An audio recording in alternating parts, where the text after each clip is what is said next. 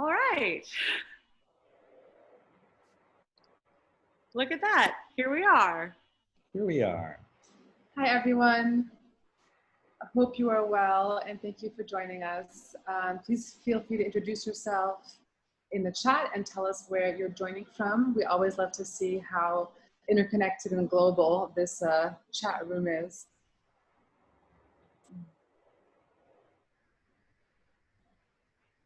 We'll give everyone a few minutes, but wow, it's coming in, everyone's coming in quickly.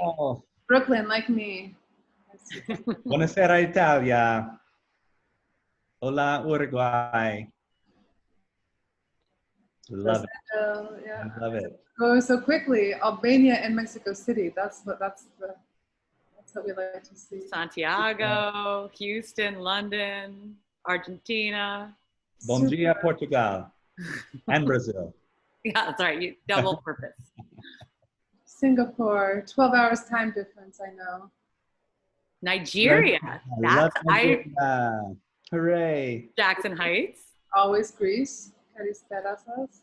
Namaste Mumbai. Kahale. Sean, you're good. The multiple languages is a nice touch. There, you don't know. Sean is the polyglot of our works. I'm learning. Love it. Nothing. I saw someone with some location that said nothing exotic, and I was like, that's okay too. I'm in Connecticut, so it couldn't be less exotic than that. Everywhere is exotic to somebody else. Bangladesh, Donabad. Montreal. Montreal. Mumbai. All right. Well, should we get going? Even while a few more people. It's 12:03. I feel like we have a lot to say. What do you think? Good. Sean, right. Sophie? Yeah. So welcome everyone to In Focus, our new name for our very first joint session between what is contemporary art and seeing through photographs. So I am Sarah Meister, and if you're a seeing through photographs learner, you probably know me pretty well at this point. But you may not know my colleagues and co-hosts today, Sean Anderson and Sophie Cavoulacos. Oh, Jesus. Sorry, Sophie, for messing up your life. But Ariel unfortunately couldn't join us today, but I will let them each introduce themselves and then we'll dive right in. Thanks, Sarah. Hi, everyone. It's Seeing Through Photographs. My name is Sean Anderson, and I am one of the instructors for What is Contemporary Art. It's a great pleasure to join Sarah and her team and our team together today. Sophie? Yes, I'm Sophie Cavoulacos. I'm a curator in the Department of Film and one of the instructors in What is Contemporary Art. Really delighted to be in this joint session, and for those of you who are joining us again from What is Contemporary Art, to kind of have brought this newest course from MoMA Education to all of you in this kind of very digital and very at home past couple of months. It's really great to be here. So we started thinking about ways in which we could all work. It's funny, I can't see my screen, so I can't tell where I'm sitting. But anyway, it's okay. We started, if I drift out, it's because there's a little streak of sun. So if I drift out, you'll know, just say, move. We started thinking about how great it would be to do a collaboration between our courses. And this led to a bunch of conversations about what would be the best way to kind of unite the ways in which we think and talk about photography in particular, which is just one of the many media that are addressed in the What is Contemporary Art course. So we decided that the best way to do that would be to really do a deep dive into the work of Deana Lawson, because each of the groups has some familiarity with her work. And I'll let Sean or Sophie talk about the ways in which she's a part of the What is Contemporary Art course.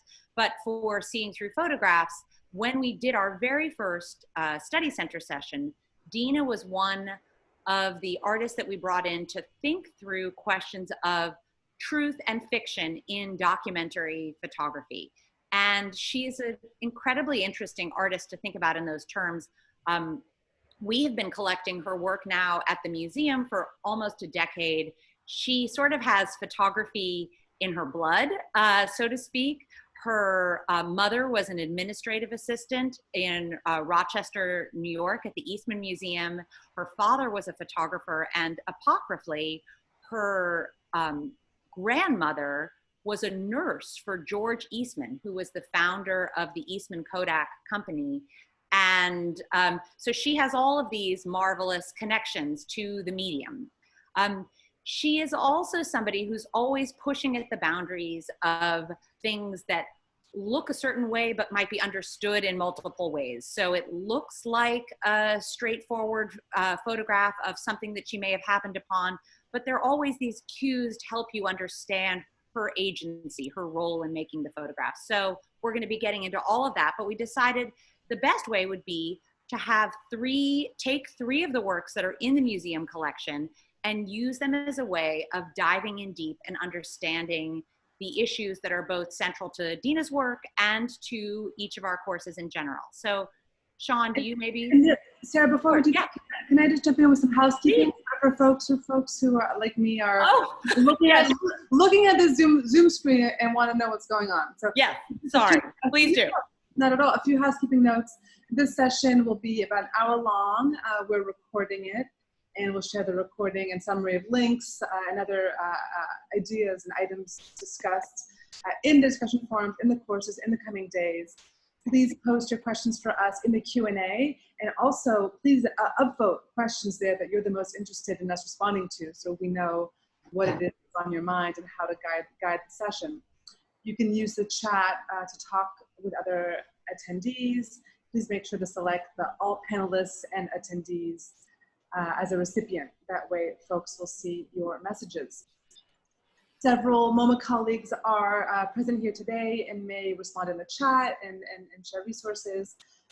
Thanks to our dream team, Adelia, Hannah, Eleni, Kelly, Sarah, Zach, and Christopher, all behind the scenes for bringing us to you so seamlessly. So that's the nuts and bolts. And back to you, Sarah. This off. No, that's great. Well, I think we should, thank you, Sophie. Those are all super important. Let's go to the first image, right? If we're talking about being in focus, we're talking about diving deep into the work. Take it away, Sean. Well, thank you, Sarah, and Sophie. So what we thought we would start with today is a picture that is in the last gallery of the second floor of the museum. The last gallery meaning the last gallery in the sequence of galleries for the, say, quote unquote, new MoMA that we reopened in October. And what you're seeing here is an installation view of three works, mainly. The work that is the sculpture work that is in the foreground is Nairi Bangrabian, that is called Maintainers A. And the painting that you see in the background is by Michaela Eichwald. And then to the left of that painting is an image that's entitled Time by the artist Deana Lawson. And I have to kind of step back for a moment and say that when we were developing what is contemporary art, I would say that Deana's work loomed high and large from the beginning of those artists with whom we wanted to engage. And in a sense, I would argue that her work could be seen almost in every module of what is contemporary art. And I love this idea of truth and fiction in her work. I would also argue that history is very much present, is made present in her work, and we can certainly unpack some of these ideas as we move on in the hour. But Sean, before we leave this slide and really dive into that particular work, will you talk a little bit about sort of your role in the second floor? Because at least for seeing through photographs learners, that idea of how you take an enthusiasm for an artist's practice and then imagine how it's going to be going onto the walls, I think would be interesting. Yeah, absolutely. So I was part of a very relatively small curatorial team that worked on the second floor, developing the presentation of the works that were going to be shown in the sequence. And the curatorial team very much, on one hand, was interested in chronology, so that the first room on the floor began with a series of images by, for instance, Cindy Sherman, and kind of tracked a set of ideas and questions around, more or less, what is contemporary art. And much of the work that is on the second floor and is still on the second floor currently became kind of folded into our course, the What is Contemporary Art course. For this room, though, because it is the last room of the second floor, the last room of the sequence, it has a title that came kind of late in the titling process, and it was Worlds to Come. And it features works by Jack Whitten, by Carol Walker, and of course, these works as well.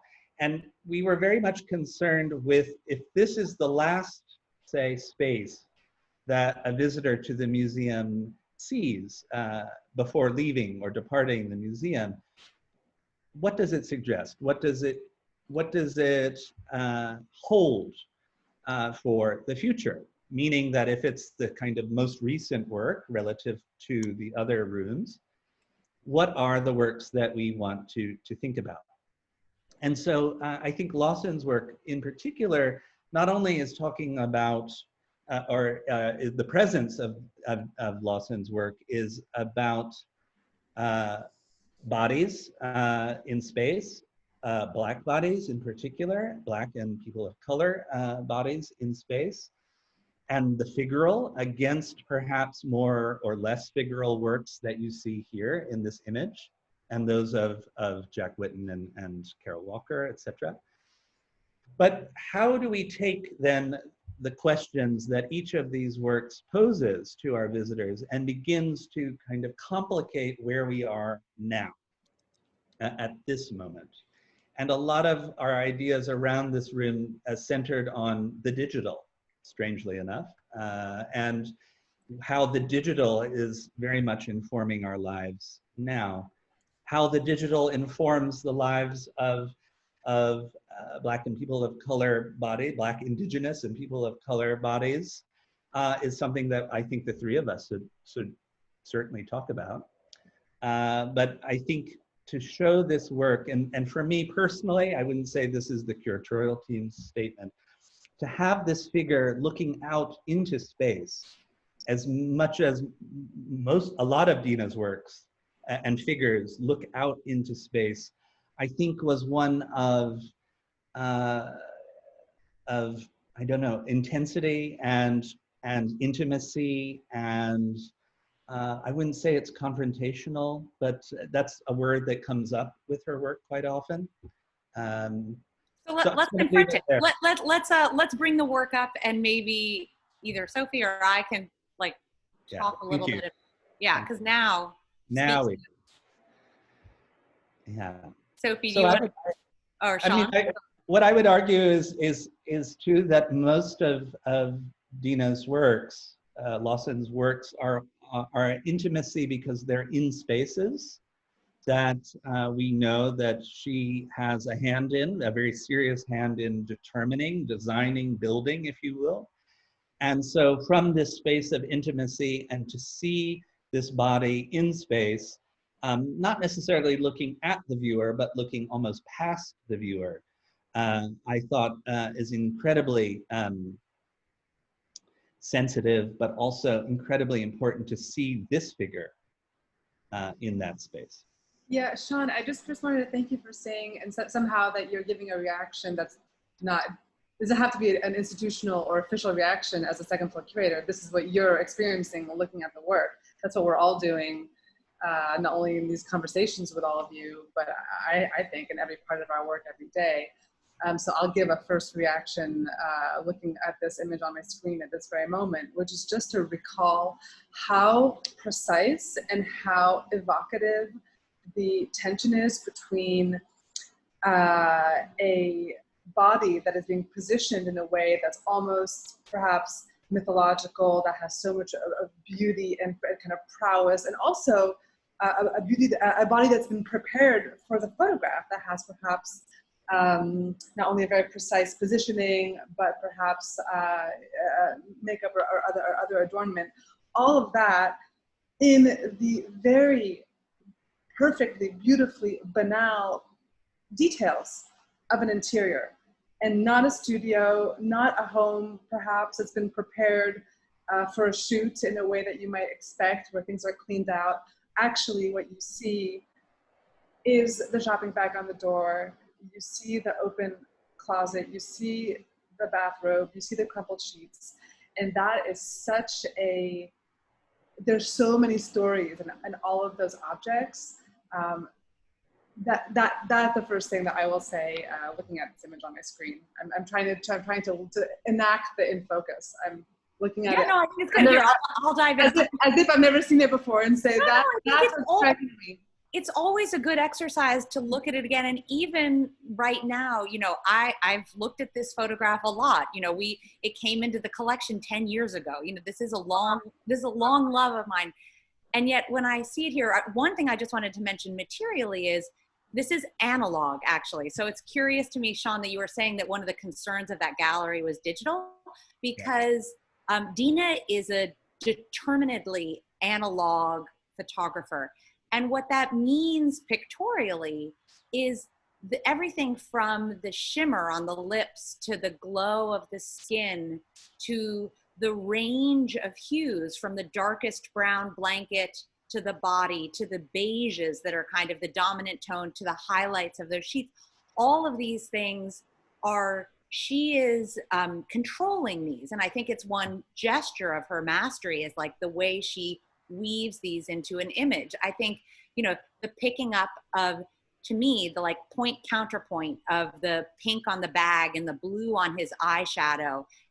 These little things are signals to me as a viewer that this is somebody who's telling me what to look at it and how to look at it. And I think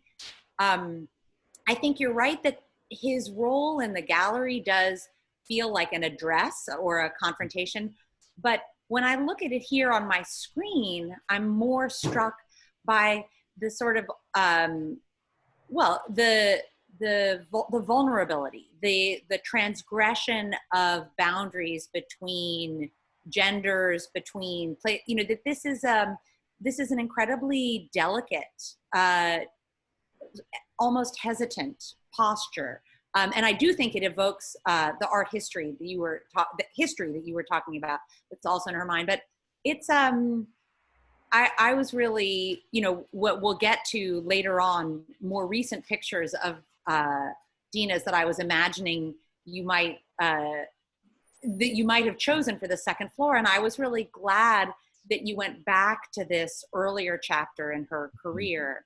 I had the privilege of talking with Deana about her work, and Tina Barney, who is another bound to an analog, digital, or historically analog medium, photographic medium.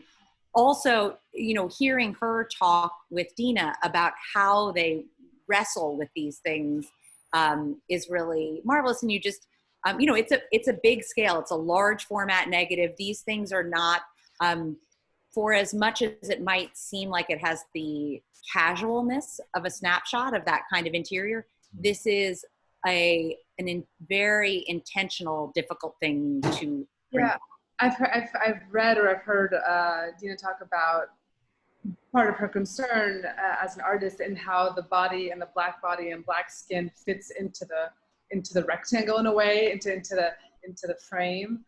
And I think just maybe for those who, I mean, just to talk through a bit more what it means to shoot analog and to pose and to use these kinds of medium format. Is that right? Medium format? Large format, what, right? What kind of relationship she's having with the sitter, and knowing that you're not going to see it's not like a digital camera. You're not seeing immediately what it is that you're shooting.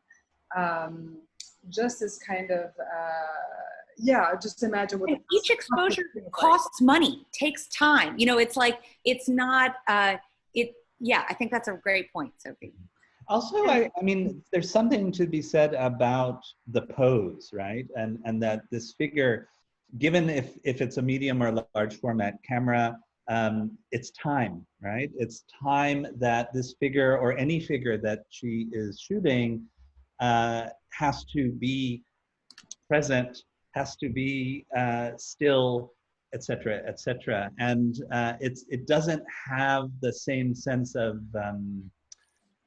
there's no casualness, I would say, Sarah. I mean, on one hand, that's the tension, right? Is that the figures can seem almost like they're in the midst of a life of some sort, and at the same time, highly choreographed, highly precise, not only because of the technique, but I think to Sophie's point, the precision with which the background, the peripheries are all telling us something more about the figure that is present, or figures that are present in view, in the frame. Sarah, could you say 2 words about the photograph's title? Yes, because I actually, here, I'm going to click answer live for the 2. So my understanding, and if I'm wrong, we're each going to have to post a message in our courses, but my understanding is that Thai is how this individual refers to himself. So it is a name. It is not a reference to a country or this is, and the reason I think that, and maybe this is a good way to segue into the next slide, please, is that this work was actually first on view in that new photography show that I mentioned in 2011. So could we go to the next slide, please? There it is on the left. So here's how it was shown back in 2011. And in general, her titling practices, particularly at that time, were sometimes self-chosen, but identifiers of the subjects. So for instance, I don't know if we want to, you see there on the right, another photograph. Should we pause on this a little bit longer? Sean, Sophie, votes? Yeah, I mean, I think we maybe can float around. Okay, let's keep going to get a few more images under our belt, so to speak. Real belts. Okay, so also in that same new photography show, you see this photograph, Roxy and Raquel, and maybe we'll bring up the next slide, which is a detail of that, and let's give that its own moment. So again, my understanding of the title of Thai is in the same vein that this is called Roxy and Raquel, which is how these people call themselves. To me, well, actually, since I'm the photo person, you know what, Sophie and Sean, I'm not sure all the Seeing Through Photographs people know what you do. I'm film person, film and media. Sophie's film and media. I am in performance. I work in the Department of Architecture and Design. Very good. So, but maybe so as not to start with the photo person, because I actually think it's more interesting to hear what, maybe Sophie, you'll go first and sort of, or see what you see in this? Absolutely. I'm just sending off an answer in the Q&A. I'm ready. Okay, yes. So actually this is perfect because this is, I wanted to add on to what I had said previously about mythology in a way. Actually, what I was talking about or thinking about wasn't actually kind of a classical or historical mythology, but again, in kind of having read and heard Deana talk a bit about her work, thinking about what other counter really diasporic stories there are of bodies in circulation, bodies in connection. And so when I see 2 bodies like that turned away from each other, but also connected, it feels like the way that she's had these 2 individuals pose have something to say about that, about connection, about family, about, I've heard her say that every photograph she has a familial gaze, even if she's not photographing, if she's photographing someone she's met that day. What does it mean for there to be a diasporic and Black familial gaze, intimacy that can be on a family level, on a friendship level, on a romantic level? Just so that's what I see when I first think, that's what I think about when I see these two bodies. And then, as I've been trained to with her work, I look at the curtains. And you learned well, Sophie. Thank you very much. It's all about the curtains. And especially here, where the curtains are only barely seen and they're pointing to something that's outside of the frame. And if maybe we'll look more at the install shots, or we can direct folks to images in the resources. But when you're able to start to see all the photographs that she's made in very, very disparate places that treat interiors in a similar way, again, you have a mental, it's a gift. She gives you the ability to think of how places and people are connected in a way that's really intimate and really powerful. So that's a non-photographic expert's reaction to this photograph. I love it. I love the history of curtains, not only as an architect, but someone who's been very interested in the kind of philosophy or the ideas of interior and interiority throughout history, because it's a spatial history in as much as a bodily history. Interiors are where we present ourselves at our most, say, vulnerable and our most sensitive. And to see or to be allowed into Lawson's interiors is a privilege, right? Because she is opening these spaces to us that we perhaps would never have been allowed into, or just never be present in to see. So I think the question of the interior is not only that I don't want to use the word stage, because I don't find them to be stages. I find them to be almost, in theater we talk about the fourth wall. I feel like when we're looking at her images, we're in the fourth wall, right? We're in these spaces with these individuals. But to that end, I find that with Ty and also with Roxy and Raquel and with many of her works, this notion of history does come up. And I don't necessarily want to use a Western European artist as the reference point, but I can't help but think of Vermeer and a 17th century painting of interiors of figures that are either in action or reflecting on the world in which they live.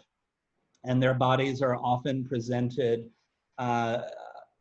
in repose or in the midst of an action of some sort, and often with curtains, and light presenting on their skin, on their bodies. And then many historians have regarded those paintings, and I would argue with Lawson's photographs, there is a kind of cartography, right? There's a mapping of relations, of individual relations, of bodily relations, of historical relations that are all being kind of brought forward and celebrated, questioned and celebrated, if you will. And Lawson has this great quote that I love. It was one of the first things that drew me when we were doing research on the course. And she writes, she was asked about who these individuals are. And she writes, "They are the displaced kings and queens of the diaspora." And what I love about that is it not only is celebrating these figures as royalty, as well they should, but to use a word that Sophie brought up earlier, there's beauty. And there is beauty that is being presented to us that is perhaps unconventional to some, but a beauty that, like most aesthetic objects or figures, is drawn with a history of violence, or drawn with negativity, or drawn out of the pictures and images that we see that constitute that beauty. So it's the layers of Lawson's work are indeed, I think, the most fascinating, and you can start to take apart the meanings of objects. I see a number of questions about those objects, right? What do they mean? But for me, then I read these as maps to other places, other times, other beings. Wow, both of you, thank you so much. That, again, I've known this picture a while, but I'm really seeing it in new ways. So I'm grateful to you both. I also just noticed that in the chat, Tina Barney's actually here with us. So if we're checking with AV to see if we can pull her in, because I love hearing Tina Barney talk about this work. And Tina and I have actually both talked to Deana together. She wrote in the chat, and then we'll hope to be able to get her to expand on that. What's so mysterious is this fine line between what is directed and what is accidental. And I would expand on that and say, actually, oh, I think she's unmuted. Tina? I'm here. Hi, Tina. Hey. Thanks for joining us. Wow. Well, Special guest star. Special guest star. You never know. Yeah, I think she is great. Really great. So do you want to muse with us a little bit about what you mean by that fine line? You know, as I've heard a couple of talks about her, what I am surprised by is the control that she has on all the objects and where everything's placed, which is so total polar opposite for myself. And you're always interested in what you do as opposed to someone else. But then there's one thing that sort of branches over into acting, and the fact that these are real people, I think, and not actors. And that, I think so. Correct me if I'm, that's very interesting there in itself. And but can I add one more thing, Tina? Yes. Sorry, I was here. It's also important to recognize, someone in the chat asked, is this a stage set? Does Deana create this? And I think it's important to know that for as much as she's in control of it, this is also found. She finds these interiors. Yes. But for instance, the way in which the sconces are not perfectly centered between the windows, or that the, you know, the bed is made the way, these are, she is in control, but this is also that mysterious line. You know, that's the beauty of it too, because the two hands there you think would be lined exactly underneath that left sconce, and the fact that she decided to leave it. And sometimes I know when I'm working with an 8x10, you're so goddamn tired, they say, oh, I'm gonna leave that, you know, and you never know whether it's that. I'm sure it isn't for Deana. But what it comes down to me, when I say what's real, not what's real and what isn't, or what's directed and what isn't, is the expression in the subject's faces. Because in painting, you can control that. You know, you've got weeks, days, hours to say, I'm gonna have the eyes have this look. But in photography, we know you've got that 30th of a second.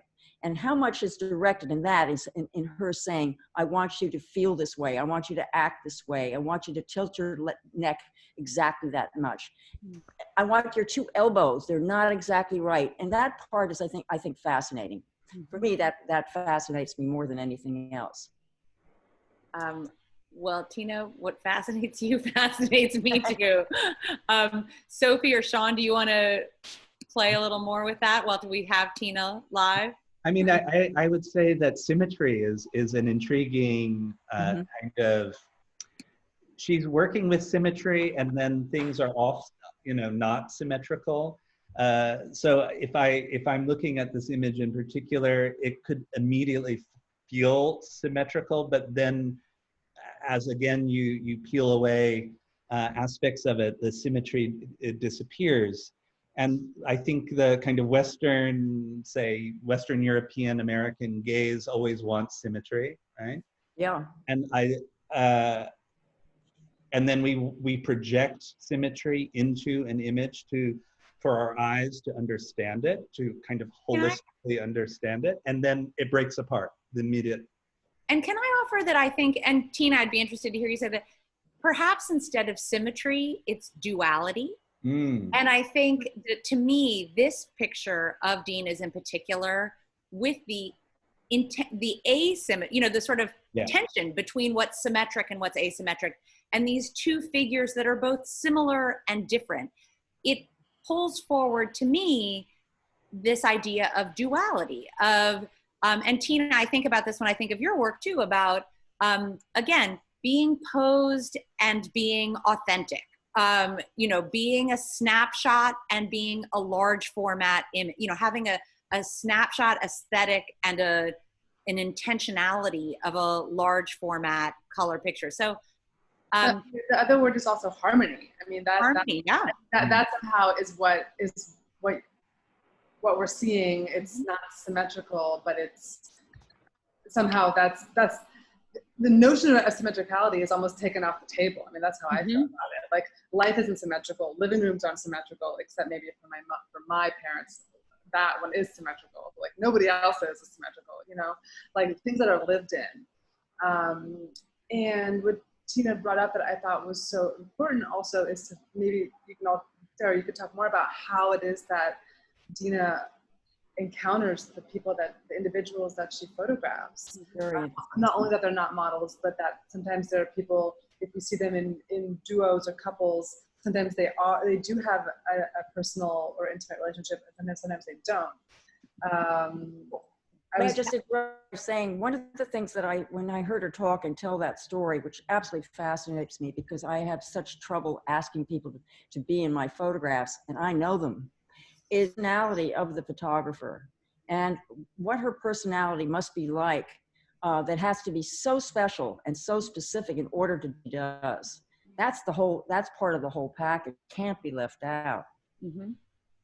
Yeah, I think she is, if you have the privilege of knowing her, she is incredibly, actually, we have some really wonderful pictures at the end of her, so you can sort of see how she did an event for us, for our photo council group. But she's incredibly, if you get to know her, you get to know why she can approach a stranger and say, or strangers, and say, I'd like to do something with you. And she scouts her interiors and she scouts her subjects in a similar way. And they aren't, just like the relationship that Sophie was saying isn't necessarily between the sitters, but it can be.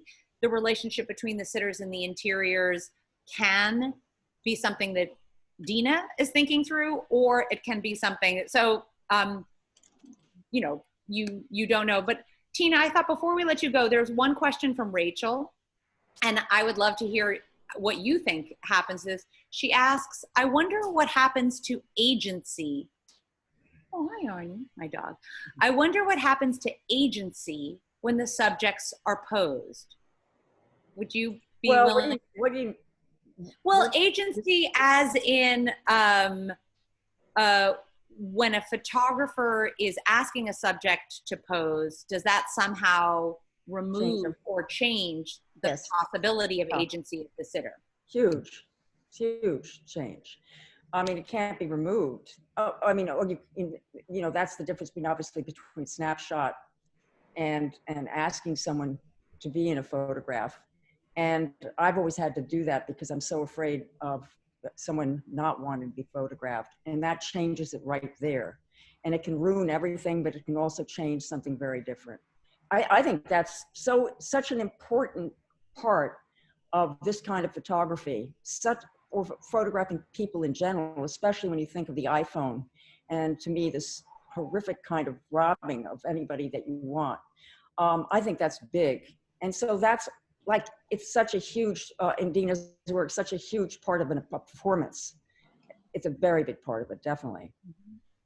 But do you feel, Sean or Sophie, what do you think about agency when you see these? In other words, I'm not sure I see it quite as strongly as Tina does. Like, I still, in Thai, that picture we just saw in this, I'm not positive that in her control she's, well, on some level she's taking away their agency, but do you all have thoughts on that? I mean, arguably, first the sitter has to agree to be in a photograph. And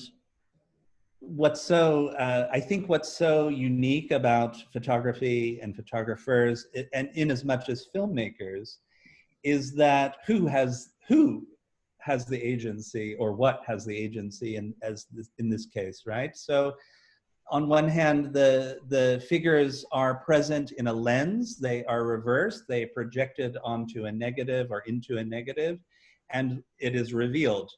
But I would argue that maybe agency is not something that has to be confrontational or antagonistic for something, but the presence of a body, or the presencing of bodies and in spaces and of spaces, becomes the agency that the photograph itself, by viewing the photograph, becomes the tool through which we understand it. So it's a little bit less obvious, I would say.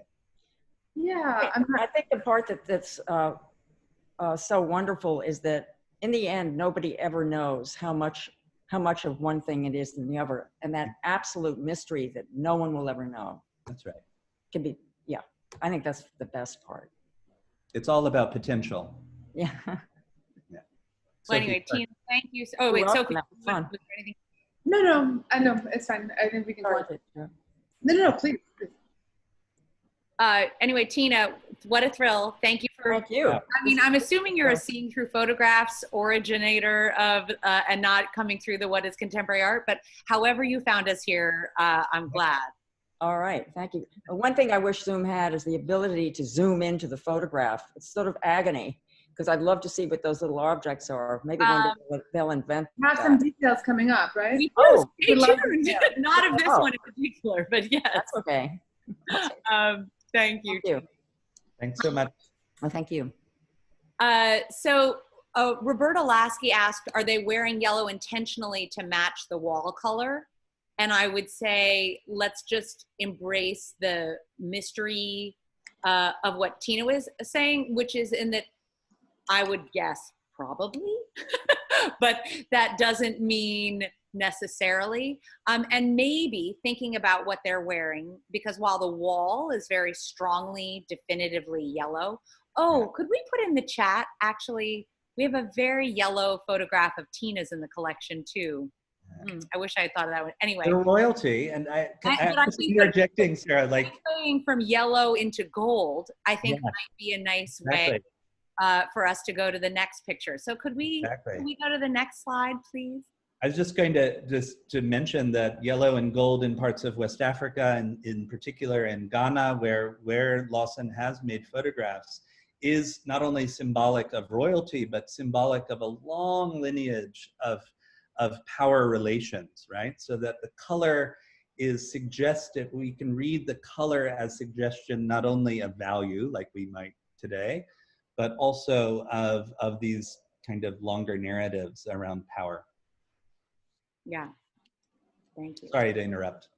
No, there's no interrupting here. We're all, they're only, so here's Deana speaking about her work. It was on view at Sycamore Jenkins Gallery. I'm fairly certain this was in March of 2018, if I'm not, yes, because, and the reason I know is, maybe we'll go to the next slide. There's another one of Deana talking to my colleague. Oh, sorry, two more forward, and then we'll come back to this because we have some details finally. But here's my colleague Lucy Gallen talking to Deana, and she was about to have a baby, and her baby is now 2. So yes, it was 2 years ago, 2018. So we were looking at Deana's work at Sycamore Jenkins Gallery. Now can we go back 2 more together to look at this work, Nation, up close?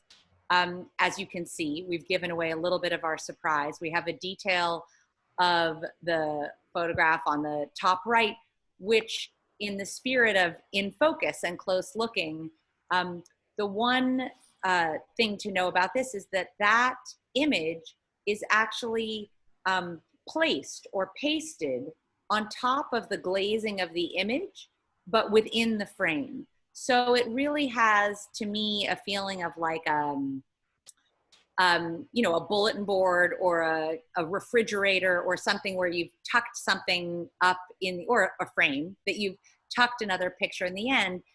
And these are, well, actually, before we go too much into what we're seeing, should we say, Sean? So I hate being too predictive because I think it closes things off if you. I mean, do we want to talk about what we are seeing? Right, there is a goal.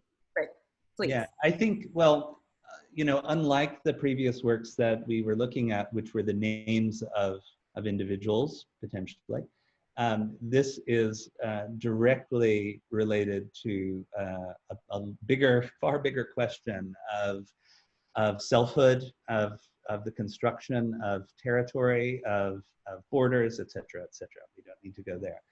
But I think what's important is what has always struck me about this particular image, and it's unlike so many of her other works, is the inclusion of the teeth in the upper right-hand corner. And it's funny, you don't necessarily see them immediately because you're so drawn into the figures on the couch and maybe the dental gear in the mouth. And that's where the gold comes in that we were alluding and to the frame earlier. as well as gold, gilded. She spray painted it, I believe, right? But the presence of the teeth, I think, is something that we need to really talk about right now. Not only in relation to the figures and the blocking of the one figure that we see in the background, but this is purportedly the dentures of George Washington, America's first president, whose dentures were made from the teeth of his slaves. And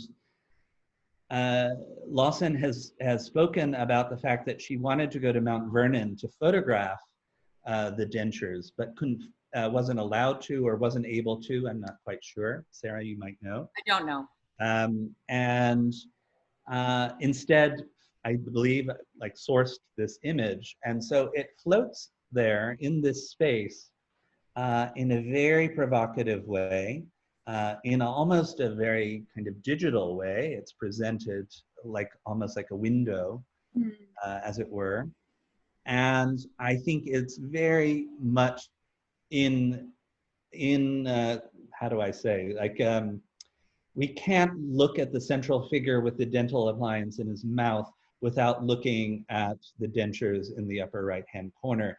These two mouths, one of which is constructed from slavery, and one of which is being imaged with a memory of, perhaps memory of slavery and anti-Black racism and so forth. So yeah, I wanted to zoom back, like that, like that's what it is that, I mean, among so many other things, makes this image so powerful. But when you're first looking at it, again, I'm looking at it, first looking at it, you see three men in an interior space. The relationship between them in their personal, either interior or exterior state, is not obvious. You have one person who's making a gesture towards the camera, which is like, right, like a trigger gesture. And then this other figure with a sort of remarkable mouthpiece that to me exudes both like such strength, but also somebody who's being like who's like weary or being or going through an exertion. Like it's this kind of dual bodily manifestation that's almost hard to understand, hard to think through. And then when you understand what it is that the teeth and the signifier of the teeth in the space are, you kind of have all these elements come together. All the while, there's a third man whose face, whose being, right? The place from which you speak and think, and you know, just the kind of the symbolism of the face and the head, and all of this is obfuscated. I mean, so you have this kind of these spatial relationships that are so dynamic, I mean, we're looking at it digitally, but it just like jumps off of the screen, I think, in ways that are just remarkable. Yeah. So, yeah. No, I mean, to me, I think you're right to bring it back to these three bodies, because the teeth at the top right, you don't know once you see it, and of course, physically in person, we're talking about it.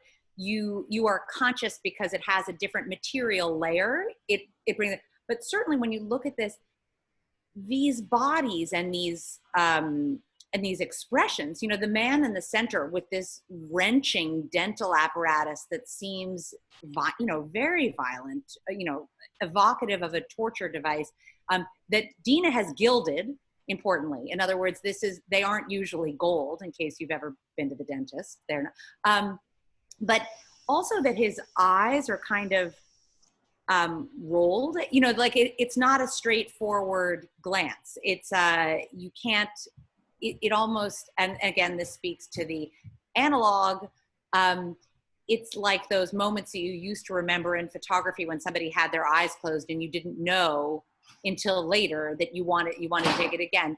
I think she knew, you know, she knew she had gotten this. I think also that trigger gesture is a nod to the idea of when they say you're shooting a photograph. In other words, she asked him, she knew they were getting close to what she wanted this to be, and asked him to make that gesture. So this idea of control and complicity and her, it's a remarkably complex image. And what I like is where it, you know, it forces you to sit in this discomfort. You know, you are not, from the teeth to the dental device to the gestures to the eyes, you are not left in a place where you can just be a simple observer. And I think that's one of the things that I find so powerful about this.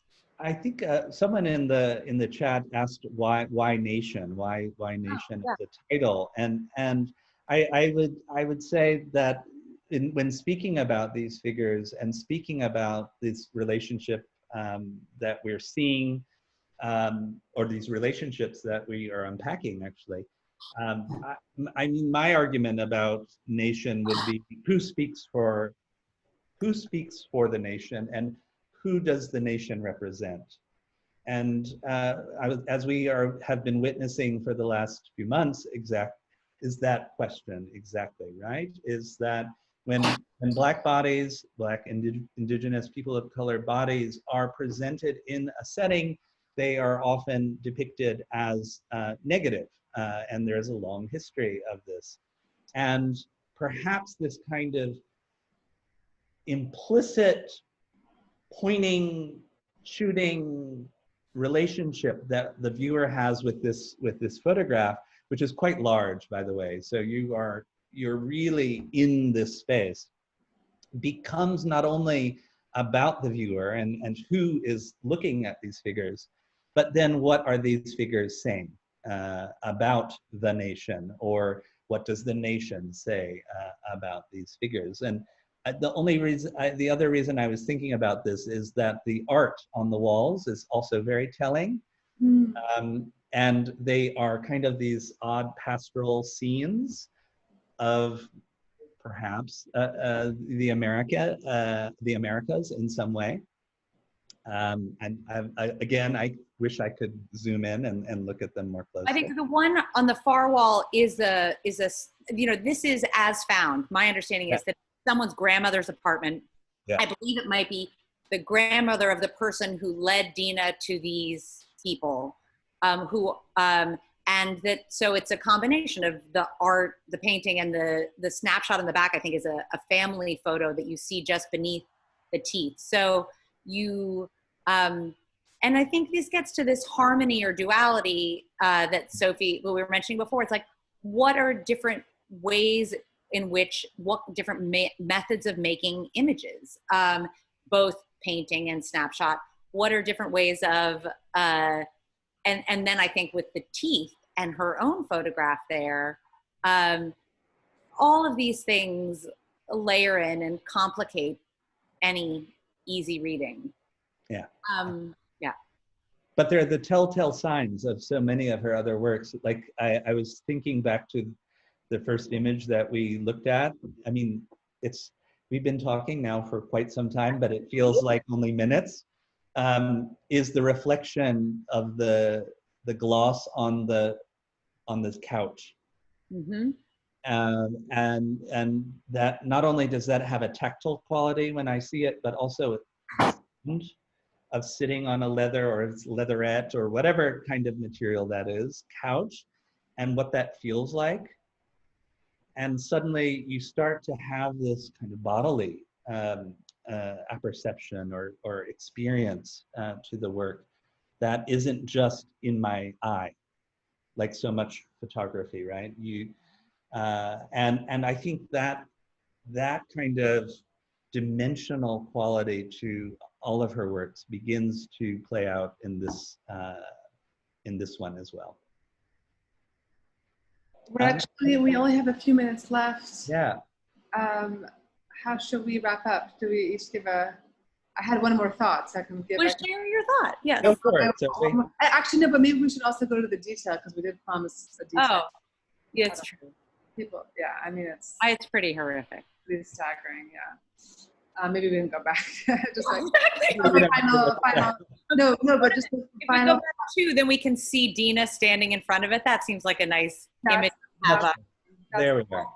Yeah. Yeah, I guess just to give a final observation, which again goes back to Ty also, is just this idea of adornment and the work that Deana does in creating these environments or channeling moods or environments.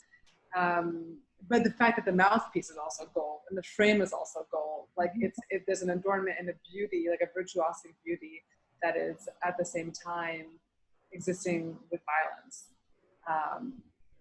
So I read the mouthpiece was the last accessory on the table during that shoot. They were putting on the necklace, and then okay, at one point it was time to take it out. That's not a neutral. None of that is neutral, and it's really, really powerful.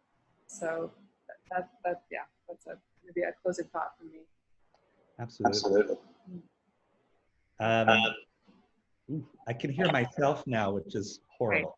But I think that maybe we should kind of end on, there was a comment a moment ago about discomfort in as much as comfort. And I think these images do hover so elegantly and so provocatively between the poles of discomfort and beauty, for instance, but we can't have one without the other.